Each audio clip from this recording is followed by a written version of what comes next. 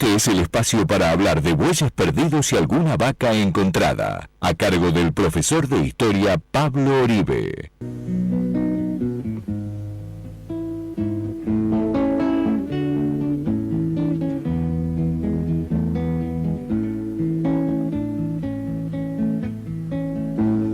Yo pisaré las calles nuevamente de lo que fue Santiago ensangrentada, y en una hermosa plaza liberal me detendré a llorar por los ausentes.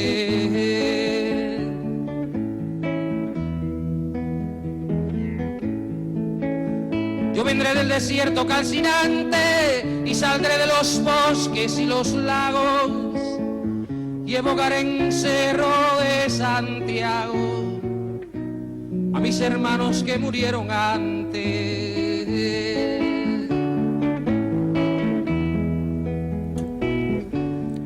El 26 de junio de 1908 nacía en Valparaíso, Salvador, Chicho para los amigos Allende. Alguien que tuvo una carrera como médico excepcional, que luego empezó a militar políticamente, ya había militado dentro de la universidad, que fue fundador del Partido Socialista en Valparaíso, que luego, entre otras cosas, fue candidato a presidente 4 veces, y hacia 1970 Salvador Allende fue elegido presidente de Chile. Y tuvo un plan económico, un programa de partido político que llevó adelante sin importarles las circunstancias, sin importarles las consecuencias, mejor dicho, de dicho plan, de dicho programa, y que nunca se apartó en sus años inacabados de gobierno. Ni un ápice, ni un nada, ni una coma se apartó. Quiso hacer cumplir el programa por el cual fue elegido democráticamente por el pueblo chileno. Hay una cosa que no es menor, que son las elecciones en Estados Unidos. El presidente Nixon, apenas le dijeron que había ganado Allende las elecciones, dio la orden de que no asumiera. La CIA movió todo, la embajada norteamericana movió toda su influencia para evitar que Allende asumiera el cargo de presidente de Chile. Fracasó en esto, y a esto le siguió la otra orden de Nixon, de hacer chillar la economía chilena, sembrar la convulsión para que se prepare el terreno para un golpe de Estado. Pero para eso había que captar generales golpistas. El ejército chileno no tenía tradición golpista, había siempre respetado la Constitución. Queda por el camino el general Ronald Snyder, emblema de la resistencia al golpe en Chile, un buen ejemplo para los militares. También el padre de Bachelet desapareció luego del golpe. Hubieron generales que no fueron golpistas, pero sí hubieron generales rastreros, como Augusto Pinochet, que se había mostrado hasta ese momento dócil y un fiel cumplidor de las órdenes y de la doctrina Snyder de no intervención de los militares en política y de respetar la Constitución. Luego se va a mostrar un tirano despreciable en el uso del poder. Y como dijo en este programa Bolívar Céspedes hace muy tiempo atrás, cuando pierde el poder se va a mostrar endeble y va a rogar. Vemos un individuo que siempre cambia su personalidad de acuerdo a las circunstancias. Cuando tiene que acatar órdenes, acata. Cuando tiene que ejercer despiadadamente el poder, lo ejerce. Y cuando tiene que hacerse el tullido, el inválido, para no ser juzgado, también lo va a hacer. Una persona despreciable que ha pasado la historia como alguien que violó los derechos humanos, que sembró el terror y que también postergó a Chile por muchísimos años, y que fue dócil a los intereses de las corporaciones multinacionales, y que además fue un ladrón porque también robó en Chile, y esto se comprobó luego con las cuentas en Suiza que le aparecieron y todo el oro robado. Pero no vamos a hablar de Allende, no vamos a hablar de Pinochet, sino sí de Allende. Me parece que lo más sensato para hablar de la biografía de Allende es escuchar al propio Allende, que tenía una claridad conceptual meridiana y que en pocas palabras resume toda su biografía y su ciclo vital. Escuchamos a Salvador Chicho Allende. Años en la vida pública. Por ejemplo, mi padre, mis tíos, fueron gente que militó en el Partido Radical, cuando el Partido Radical era un partido de avanzada. Hay que recordar que ese partido nació con las armas en la mano, luchando contra la reacción conservadora. Mi abuelo, el doctor Ramón Allende Padín, fue senador radical, vicepresidente del Senado. Fundó la primera escuela laica de Chile en el siglo pasado. Y en esa época fue serenísimo gran maestro de orden masónica, que era harto más serio que ser hoy día militante del Partido Comunista. Enseguida, a pesar de pertenecer a una familia de la mediana burguesía, yo dejé la provincia, Valparaíso, y vine a estudiar medicina a Santiago. Los estudiantes de medicina en esa época eran la gente más avanzada. Entonces, además de cumplir con mi obligación de ser un buen estudiante, nos reuníamos para discutir los problemas sociales, para leer a Marx, a Engels, a los teóricos del marxismo. Recibido de médico, ya pude enfrentar lo que era la realidad del médico frente a la existencia de la inmensa mayoría de los chilenos. Pero antes quiero recordarles que yo no pasé por la universidad tras la búsqueda ansiosa de un título para ganarme la vida. Milité siempre en los sectores estudiantiles que luchaban por la reforma, fui expulsado de la universidad, estuve preso, me juzgaron antes de ser médico 3 cortes marciales, salí en libertad, fui relegado al norte de Chile y después, como le decía hace un instante, comencé en Valparaíso mi carrera profesional. Con estas manos he hecho 1500 autopsias, sé lo que es el drama de la vida y sé cuáles son las causas de la muerte. Por eso, allá en Valparaíso, terminada mi labor médica, me dediqué a organizar el Partido Socialista. Yo soy fundador del Partido Socialista en Valparaíso. Es decir, he tenido, desde estudiante hasta hoy, una línea, una actitud y una consecuencia política. Un socialista no podía estar en esa barricada que en la que he estado toda mi vida.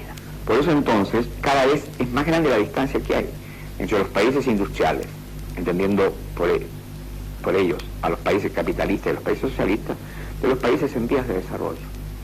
Nosotros necesitamos fundamentalmente el excedente de nuestra economía que sale de nuestras fronteras. Le puedo, por ejemplo, expresar a usted que en 60 años han salido de Chile 9.800 millones de dólares y todo el capital social de Chile está evaluado en 10.000 millones. O sea, prácticamente ha salido un Chile entero de nuestra frontera para ir a fortalecer a las grandes empresas. Este es el gran drama de los países industriales. Ha llegado, como usted lo señala, a la luna. Es porque ha sido capaz de dominar la naturaleza. El problema está que si es justo que el hombre ponga los pies sobre la luna, es más justo que los grandes países, simbólicamente hablando, pongan los pies sobre la tierra y se den cuenta que hay millones de seres humanos que padecen hambre, que no tienen trabajo, que no tienen cultura. De ahí entonces que yo piense que es justo aquel anhelo que habla del hombre del siglo XXI, un hombre con una concepción diferente, con un nivel de valores distintos, un hombre que no sea movilizado esencial y fundamentalmente por el dinero, un hombre que entienda que hay, por suerte, otra medida en donde la inteligencia del hombre puede desatar su gran fuerza creadora. Es decir, tengo confianza en el hombre, pero en el hombre humanizado, para que vean el hombre el hermano, y no el hombre que vive de la explotación del otro hombre.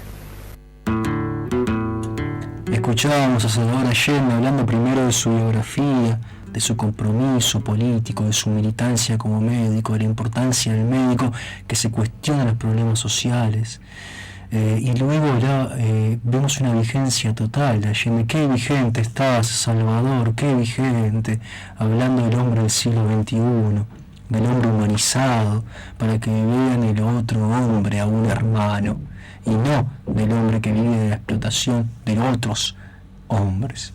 Vemos una vigencia total y tremenda de las palabras de Allende, una voz que parece modesta, pero que es totalmente taladrante y que nos aguijonea y nos invita a interpelar la realidad y sobre todo a accionar para cambiarla, pensar críticamente los problemas que tenemos e intentar mejorar.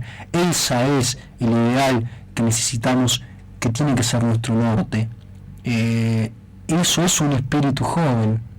Ahí hay un espíritu joven, que lo tuvo Salvador y que lo dice en el segundo audio que vamos a escuchar, en un discurso cuando ya era presidente de Chile, en la UNAM, en México, hablando de los de la realidad de los profesionales que tienen que comprometerse con los problemas del pueblo para así ayudar y cambiar, transformar. Ese es el joven.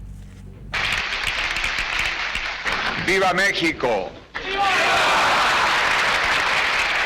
¡Viva Chile! ¡Viva Latinoamérica unida! Hay jóvenes viejos y viejos jóvenes, y en estos me ubico yo. Esos jóvenes viejos no se preguntan cuántas viviendas faltan en nuestros países, y a veces ni en su propio país. Hay muchos médicos que no comprenden que la salud se compra y que hay miles y miles y miles de hombres y mujeres en América Latina que no pueden comprar la salud.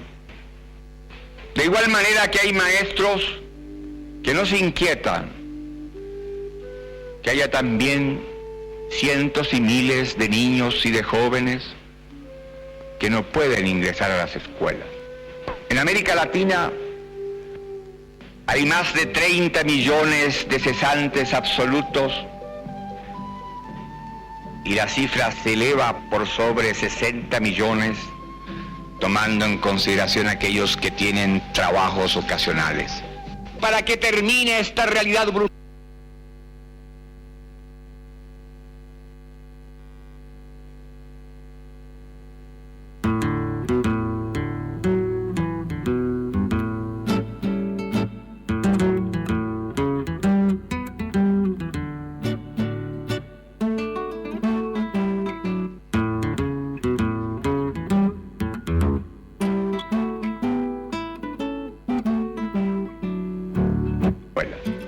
En América Latina hay más de 30 millones de cesantes absolutos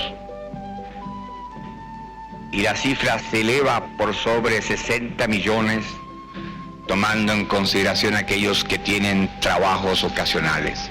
Para que termine esta realidad brutal se requiere un profesional comprometido con el cambio social. Se necesitan profesionales que no busquen engordar en los puestos públicos, en las capitales de nuestras patrias. Que la obligación del que estudió aquí es no olvidar que esta es una universidad del Estado, que la pagan los contribuyentes, que la inmensa mayoría de ellos son los trabajadores y que por desgracia en esta universidad y como en las universidades de mi patria, la presencia de hijos de campesinos y de obreros alcanza un bajo nivel todavía.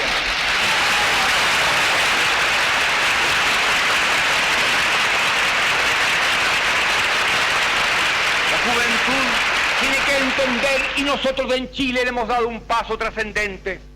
La base política de mi gobierno está formada por marxistas, por laicos y cristianos. Y respetamos el pensamiento cristiano cuando ese pensamiento cristiano interpreta el verbo de Cristo que echó a los mercaderes del templo.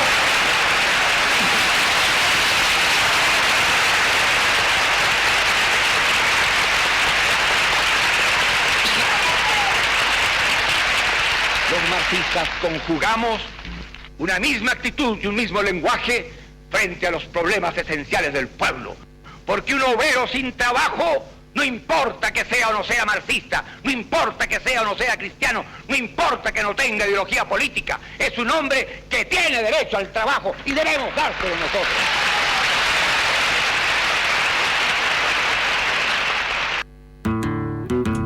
Ese auditorio de la UNAM estalló en aplausos rabiosos hacia Salvador Allende por ese gran discurso, que lo hizo de elegante sport. Estaba vestido Allende, sabiendo que tenía un auditorio de jóvenes y que el traje con corbata sobrio no era el adecuado. Un hombre excepcional, con una claridad, como habrán escuchado ustedes, meridiana. Vamos a escucharlo ahora, cuando en septiembre de 1970 gana las elecciones. Escuchemos el mensaje que da Salvador Allende a la gente que estaba rebosante de alegría en las calles de Santiago.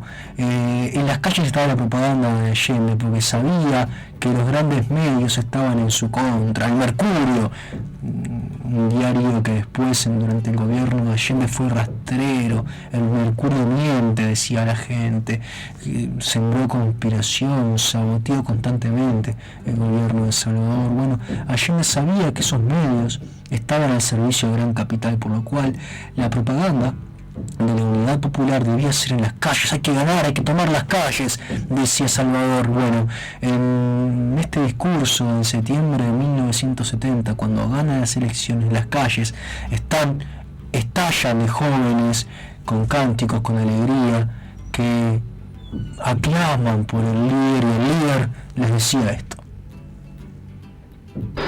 Somos los herederos legítimos de los padres de la patria y juntos haremos la segunda independencia, la independencia económica de Chile.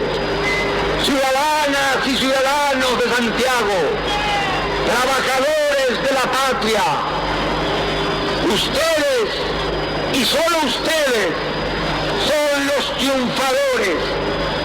Los partidos populares y las fuerzas sociales han dado esta gran lección que se proyecta más allá, reitero, de nuestras fronteras materiales. Les pido que se vayan a sus casas con la alegría sana de la limpia victoria alcanzada, y que esta noche, cuando acaricien sus hijos, cuando busquen el descanso, piensen en el mañana duro que tendremos por delante, cuando tengamos que poner más pasión y más cariño para hacer cada vez más grande a Chile y cada vez más justa la vida en nuestra patria. Escuchábamos a Allende en septiembre del 70 hablando tras la victoria en las urnas. Luego el Parlamento tuvo que corroborarlo como presidente, y luego de eso la Unidad Popular no paró de crecer en adhesiones, porque en las elecciones legislativas del año próximo sacó significativamente más votos que en estas elecciones a presidente. Y acá está la causa, en gran medida, de que Estados Unidos aborte el proyecto de la Unidad Popular en Chile. No podía seguir creciendo la Unidad Popular, no podía crecer un gobierno socialista que expropie a las corporaciones multinacionales y que sirva de ejemplo a otros gobiernos de otros países. Por más que Allende anunció que siempre iba a pagar la indemnización correspondiente, pero era un mal ejemplo. Estamos en la década del 70, estábamos en el momento de la Guerra Fría. No estaban dadas para los países latinoamericanos la posibilidad de desarrollar ni siquiera un capitalismo alternativo. Por eso, desde la embajada norteamericana y Nixon se llamó a sabotear al proceso de la Unidad Popular. Vamos a escuchar ahora otro audio en el Estadio Nacional de un barbado cubano que llegó a Santiago de Chile para ver con sus propios ojos lo que estaba ocurriendo en Chile con el gobierno de Allende. Era en el Estadio Nacional, en ese momento rebosante de alegría, el mismo Estadio Nacional donde se habían recibido a los premios Nobel. Chile tuvo 2 premios Nobel de literatura en una generación, Gabriela Mistral y Pablo Neruda. Hasta ese momento el Estadio Nacional era toda alegría. Luego, el Estadio Nacional en que hoy va a jugar la selección chilena, el mismo Estadio Nacional fue un centro de detención, de tortura y de muerte, hecho que queda patente en la película Missing, que quiere decir desaparecido, del gran director Costa Gabras, que tiene la actuación de Jack Lemmon, entre otros. Ahí ven en esa película, que es una película altamente recomendable, Missing de Costa Gabras, con la actuación de Jack Lemmon, una película excepcional sobre el golpe de Estado, cómo se preparó en Viña del Mar, la implicancia que tuvo la embajada norteamericana, el gobierno de Nixon, queda la represión brutal, las imágenes del Estadio Nacional de la gente presa en las tribunas, torturada en los vestuarios y fusilada en el campo, es estremecedora. Bueno, en ese mismo Estadio Nacional, que no se convirtió en museo de la memoria, que no fue, puede haber sido demolido, no, hoy sigue siendo una fiesta donde juega la selección chilena, algo atroz, pero bueno, en este momento, como escuchar ahora, hablaba Fidel Castro sobre el proceso chileno. Hemos venido a ver algo extraordinario. Algo extraordinario. En Chile está ocurriendo un proceso único, algo más que único, insólito.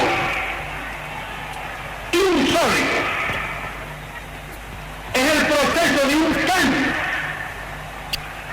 Es un proceso revolucionario donde los revolucionarios tratan de llevar adelante los cambios pacíficamente. Un proceso prácticamente el primero en la historia de la humanidad. Escuchábamos a Fidel Castro hablando de la importancia de la revolución chilena, de la vía chilena al socialismo, esa vía pacífica. Decíamos, Salvador Allende como conjuga cosas que lo hacen un ser formidable en la historia de la humanidad. Primero, esa gran capacidad en los discursos que escuchábamos. Un hombre que podía dar los mismos discursos a nivel de profundidad, a nivel de sensatez y de rigurosidad, que el mismo Fidel Castro, pero que hacía o que intentaba llevar adelante sus ideas en forma pacífica. Esto hace un cóctel brutal. Alguien que tiene que ser levantado como estandarte por las nuevas generaciones. Y eso lo reconoció mismo Fidel Castro en visita en Santiago de Chile, en ese discurso que dio en el Estadio Nacional. Vamos a escuchar ahora algo que fue clave en la campaña de Allende.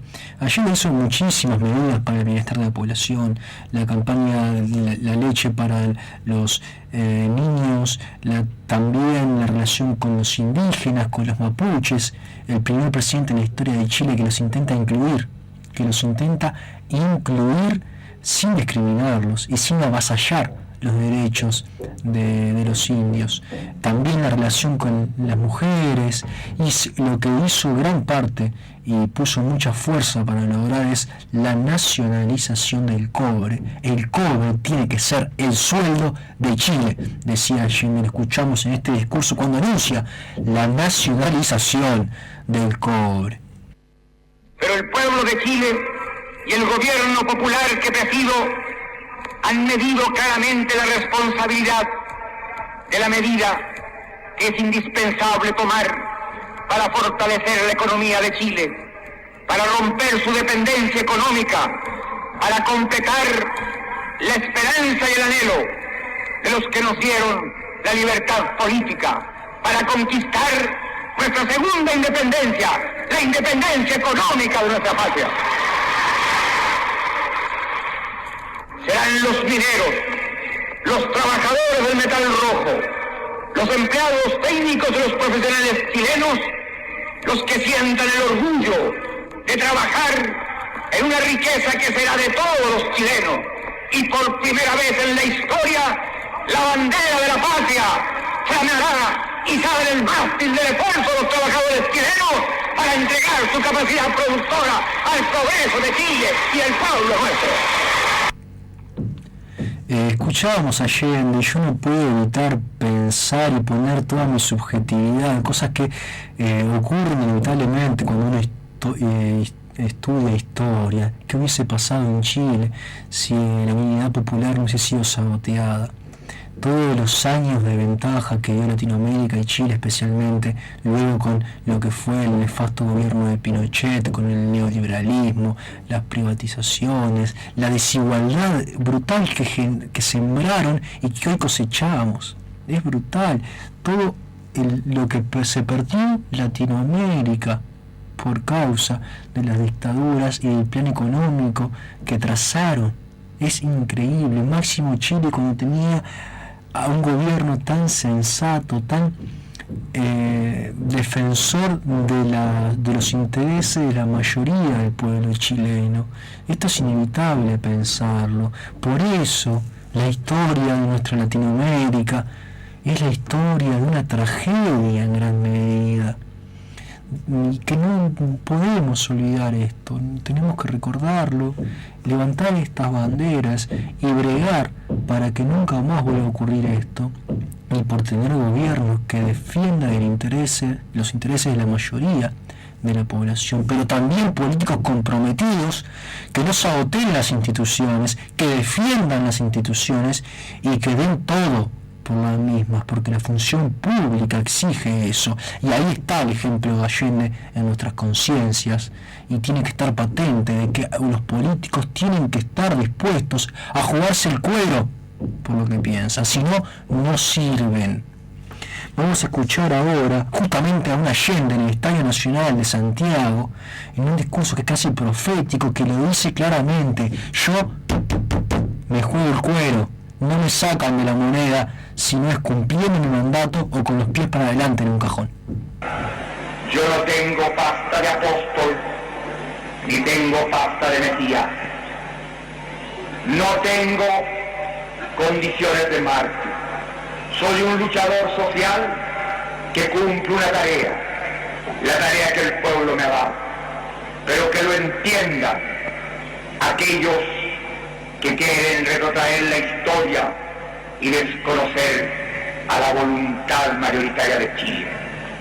Sin tener carne de mártir, no daré un paso atrás, y que lo sepan, dejaré la moneda cuando cumpla el mandato que el pueblo me diera.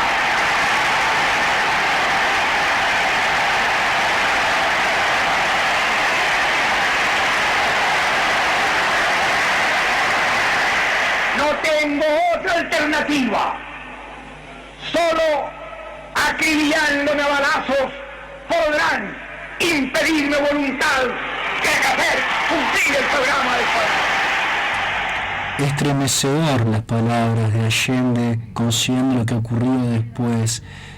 Alguien que se jugó el cuero por lo que pensaba, sostuvo cada palabra de ese discurso con su accionar. Algo que nos tiene que llenar de orgullo, invitar a pensar, a reflexionar y a exigir este compromiso para todos los que ocupen funciones públicas. No hay otra. Si no, no nos ocupes, hermano, si no estás dispuesto a dar tu vida para defender un programa, para defender las instituciones democráticas y las instituciones que tú materializas en tu accionar diario. Vamos a escuchar ahora los últimos dos discursos. Primero vamos a escuchar el discurso que da la ONU, un discurso donde pone el acento en el mundo que se viene, en las multinacionales, critica en plena ONU, ahora sí, no elegantes por como estaba en el discurso que da la UNAM, sino adaptándose al auditorio, da el discurso de traje, de corbata, sobrio, pero esto no le quita radicalidad a lo que va a decir. Es un discurso donde pone las bases y critica a las multinacionales y dice que están por encima de los estados, estas corporaciones. Es un discurso que da en el 70, que está totalmente vigente, que muestra la claridad y el énfasis de Allende. Escuchamos a Allende en la ONU. Estamos frente a un verdadero conflicto frontal sobre las grandes corporaciones transnacionales y los estados. Estos aparecen interferidos en sus decisiones fundamentales, políticas, económicas y militares por organizaciones globales que no dependen de ningún estado y que en la suma de sus actividades no responden ni están fiscalizadas por ningún parlamento, por ninguna institución representativa del interés colectivo. En una palabra, es toda la estructura política del mundo la que está siendo socavada. Las grandes empresas transnacionales no solo atentan contra los intereses genuinos de los países en desarrollo, sino que su acción avasalladora e incontrolada se da también en los países industrializados donde se asientan. Es nuestra confianza en nosotros lo que incrementa nuestra fe en los grandes valores de la humanidad y en la certeza de que esos valores tendrán que prevalecer, no podrán ser destruidos. El 11 de septiembre de 1973, Allende, tirado abajo de una mesa, da el último discurso, sus últimas palabras. Él sabía que eran las últimas palabras y dice esto. La última oportunidad de que me pueda dirigir a ustedes. La Fuerza Aérea ha bombardeado las torres de Radio Portales y Radio Corporación. Mis palabras no tienen amargura sino decepción, y serán ellas el castigo moral para los que han traicionado el juramento. Ante estos hechos, solo me cabe decir a los trabajadores: yo no voy a renunciar. Escuchamos parte del discurso final de Salvador Allende, un hombre comprometido, con convicciones, que las cumplió todo lo que dijo. Estamos con la emoción a flor de piel, crece desde el pie, creo que esto se nota. Vamos a cerrar este segmento dedicado a Salvador Allende, la Unidad Popular y este recuerdo del terror que vino después de ese 11 de septiembre del 73 con el Plan Cóndor que decíamos, que hablábamos en el inicio, en la apertura del programa, con los derechos humanos y los derechos económicos de generaciones de latinoamericanos lesionados por este plan trazado por Estados Unidos, por las multinacionales, por Kissinger, por los diarios conservadores de la época, por los partidos políticos conservadores y golpistas. Vamos a cerrar leyendo a Eduardo Galeano, esa pluma poderosa y lúcida, igual que la voz de Allende que escuchábamos recientemente. Es un segmento de Memorias del Fuego, la parte 3. Dice: por valija diplomática llegan los verdes billetes que financian huelgas y sabotajes y cataratas de mentiras. Los empresarios paralizan a Chile y le niegan alimentos. No hay más mercado que el mercado negro. Largas colas hace la gente en busca de un paquete de cigarrillos o un kilo de azúcar.